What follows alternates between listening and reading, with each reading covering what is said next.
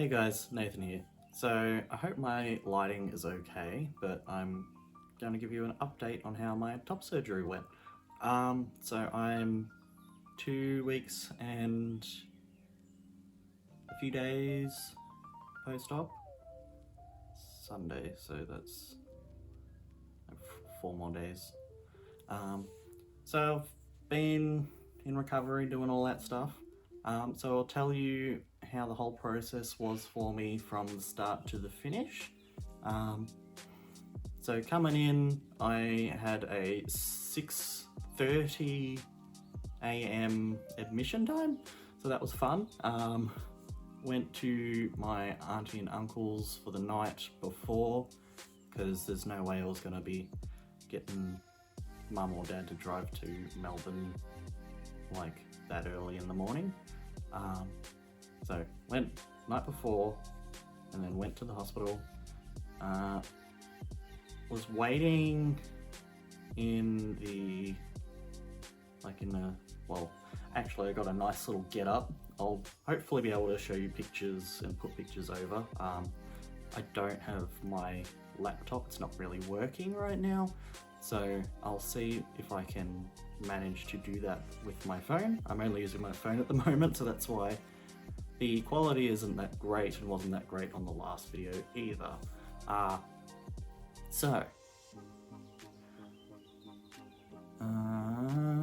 was I?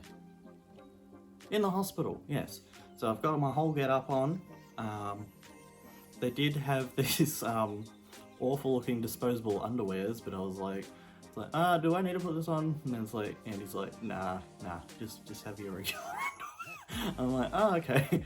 So I put my gown on and that, and was waiting for him to come in, and then he was like, strip off, and lined me up, did all these lovely drawings on me, just so that he knew where he was going to be stabbing me.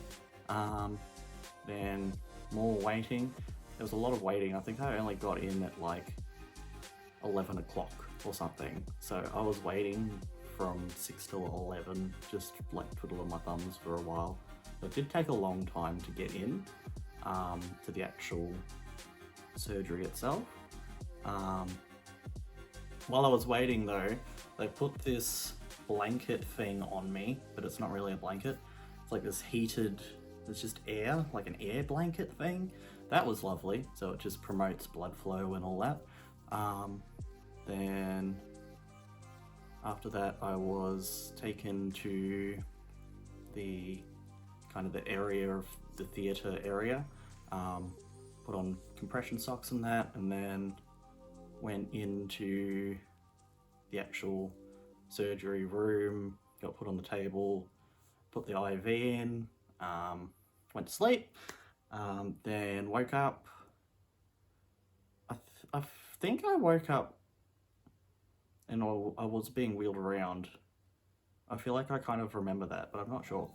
And then I was pretty woozy after that for a couple of hours, so I just went to sleep because I was like, I don't feel that great, so I'm gonna go to sleep. So I just went to sleep, and Mum was trying to send, because I sent a message to her when I got out, being like a photo, because she has Snapchat as well. So I sent her a photo of my face, I think, and she was like, "Oh, you out?" And it's trying to send me messages, and I was asleep.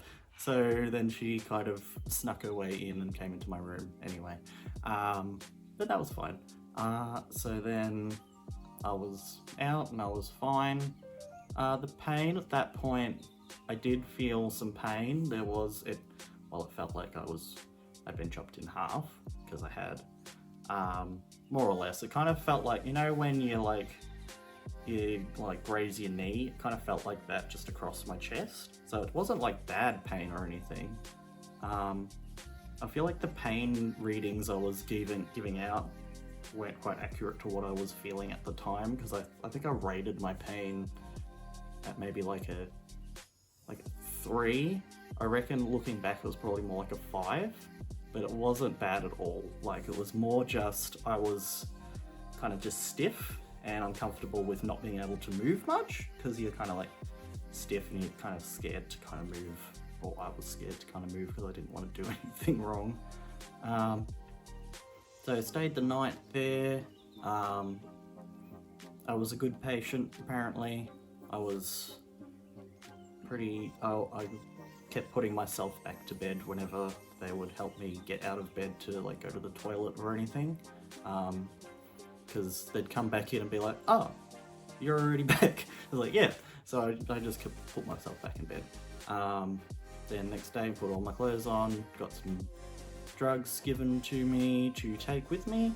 Then I stayed in Melbourne for a couple of days while I was just to make sure that I'm doing all right.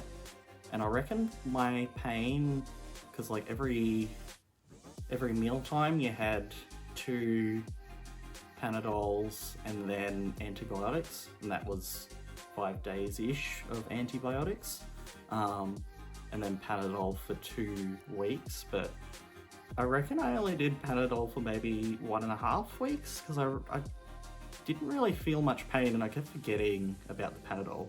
I reckon day 1 was the 5, so it was mostly just uncomfortable though, not being able to move around that much, and then went down from there. So I reckon only the first 2 or 3 days I had pain, and then since then I've been pretty much fine. Like I've got like no pain really at all. If I do move in like a weird way, it can ping a little bit, but it's like I've got like full movement. I've been fine since ages. I was like itching to drive my car because I was like, I just want to like go and do things, you know. I don't know. I'm just a bit stir crazy like that, I guess. But then we came back on Monday to get the drains out. So the drains, it did feel kind of odd. I feel like the thing that was the most uncomfortable was just getting like the tape off that was holding it, and then wiggling out just felt like a worm underneath your skin being pulled out. Sounds gross. Did feel a bit gross the whole time. I was going like because I was grossed out. But yeah, I'm a bit of a fainter, so not surprising that I would be like that, but it wasn't really that bad. I was being a little bit dramatic.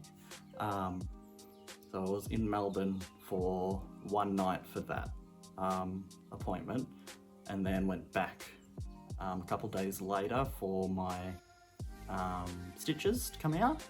So with the original dressings and stitches, there was white tape, I believe, on my suture lines, and then they had like these, or as described by the specialist nurse, they're, what was it, marshmallow spiders, which is very accurate because it's just like a little marshmallow of like foam that's stitched on in like a spider formation. I was like, that's really funny.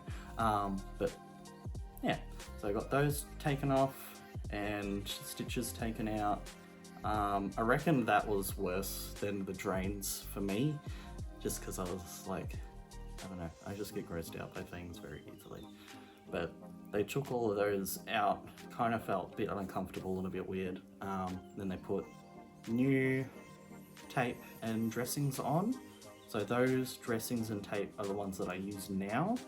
So that's just a little bit of gauze basically that's like oiled up, and you kind of chop it in half and then fold it so that you've got one for each side. Chuck a thing on top of that, band-aidy thing, and you have your tape underneath. But you put your tape on first so that you can, because you change the nipple dressings more often than your tape. I have been finding the tape has been making my skin a bit dry, so that's not been great. But that does last a while. The tape is supposed to be for 4 to 6 months, but you can switch to gel at six weeks, I think. I will have to look that up again. But at the moment, I'm still wearing, we've got these compression shirts that we've got to wear for 4 weeks, and then I'll be able to take it off. I'll show you that. Give you a little bit of a strip. Well, I might as well show you my thing as well. I don't know how much of my body this is showing, so I might have to crop you. Give you a little strip show. Ta-da! So these are the dressings. So it's just like a bandage, and then you got your tapes. I'm a fluffy person, so taping off the tape and the bandages has been a bit funny because, well, the dressings are fine for the nipples, but the tape part is the bit that grosses me out. A couple of times I've had to get my mum to help me because I would feel kind of faint, because taking the tape off it kind of grosses me out because it's like directly over a suture line, and then it's like pulling up my hairs, but at the same time it's numb. So it's a lot of different sensations at the same time, or lack of. So then that makes my brain go, "Ugh, what is that?" So yeah, so that's why that kind of happens. But that's what it's looking like at the moment. There is a bit more, it's either tissue or swelling, or it's just how my ribs are, because I do have a bit of a concave sternum here, which I know that, I already knew that. So it is a little bit more tissue on the middle there, but it kind of looks like a nice peck anyway, so I really don't care, but it might go down a bit. So to put this back on, you grab and you kind of pull and you put the middle guy in, and then you can kind of just chuck the rest on. And you do have these top straps as well that you're supposed to pull down, but what I like to do is just kind of zip him up and then pull. You've got to pull out so it doesn't drag on the actual bandages and dressings, and then pull down. So that's kind of how that all works. So it's not overly difficult. I just get grossed out very easily and get kind of faint. But now my hair's probably all weird. But yeah, so that's how I've been going so far. Hopefully I can show you the photos, otherwise I'll be showing you them at the end. If you have any questions about any of the process at all, or any like specific questions that I haven't covered in this video, leave them below and I'll answer them for you. Yeah, I'll update you when my nipples are healed, because they're still scabbing at the moment. One of them's going a bit better than the other one, but I feel like that happens with most people, to be honest. But yeah, I'll update you, well, depending on how many questions, if I get any questions, to be honest. But I might make an update between then and then, but probably will be when my nipples have healed up a bit more. Hopefully they survive, but they seem to be going okay. Yeah, so that will be, that's all from me. So I'm going pretty well. Yeah, leave any questions, and that's all. See you later, guys.